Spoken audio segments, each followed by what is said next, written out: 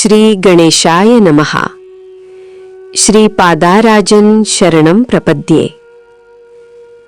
नमस्कार भक्तांनो, आपण सर्वांचे या दिव्य प्रवासात मनपूर्वक स्वागत आहे. आज आपण प्रारंभ करीत आहोत पवित्र ग्रंथ श्रीपाद वल्लभ सारामृतचा पहिला अध्याय. हा अध्याय आपल्याला श्रीपाद श्रीवल्लभांच्या अवताराचे गूढ आणि त्यांची करुणा समजावून सांगतो. भगवान दत्तात्रेयांनी अनेक युगांत भक्तांच्या रक्षणासाठी अवतार घेतले. कलियुगात जेव्हा अधर्म वाढू लागला, धर्म दुर्बल होऊ लागला, तेव्हा भक्तांच्या हाकेला प्रतिसाद देण्यासाठी त्यांनी श्रीपाद श्रीवल्लभ या रूपाने अवतार घेतला.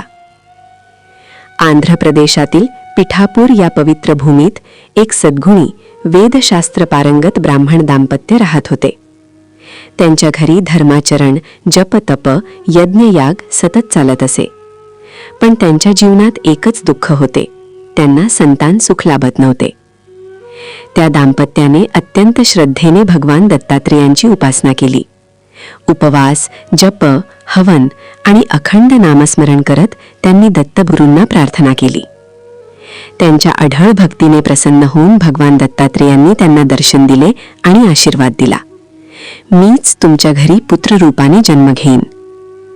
त्या दिव्य वचनानंतर त्यांच्या घरी तेजस्वी पुत्राचा जन्म झाला. तोच होता श्रीपाद श्रीवल्लभ. लहानपणापासूनच श्रीपाद अत्यंत तेजस्वी आणि विलक्षण होते. त्यांच्या मुखकमलावर अद्भुत तेज झळकत असे. ते अल्पवयातच वेदशास्त्रांमध्ये पारंगत झाले. लोक त्यांच्या दर्शनासाठी येऊ लागले. एका प्रसंगी एका गरीब भक्ताच्या घरी अन्न नव्हते. श्रीपादांनी केवळ कृपा दृष्टी टाकली आणि त्या घरात अन्नधान्याची विपुलता निर्माण झाली. दुसऱ्या वेळी एका रोगग्रस्त व्यक्तीला त्यांनी केवळ स्पर्श करून बरे केले. त्यांच्या प्रत्येक कृतीत करुणा आणि प्रेम ओसंडून वाहत होते. वयाच्या 16व्या वर्षी श्रीपादांनी घराचा त्याग केला. त्यांनी संन्यास स्वीकारला आणि लोककल्याणासाठी भ्रमण सुरू केले. त्यांच्या नामस्मरणाने अनेक भक्तांचे जीवन बदलले. जो कोणी श्रद्धेने श्रीपादाराजन शरणं प्रपद्ये हा मंत्र जपत असे, त्याला संकटातून मार्ग मिळत असे. श्रीपादांनी शिकवले, भक्ती, श्रद्धा आणि सत्य हेच जीवनाचे खरे आधार आहेत. अहंकार, मत्सर आणि द्वेष यांचा त्याग करा आणि नामस्मरणात लीन व्हा.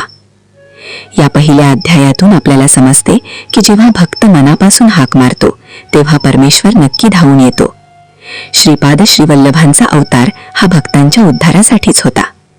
त्यांची लीला अमर आहे, त्यांची कृपा अपरंपार आहे. भक्तांनो, या दिव्य अध्यायातून आपण अनुभवली श्रीपादांची करुणा आणि त्यांचा अवतार महिमा.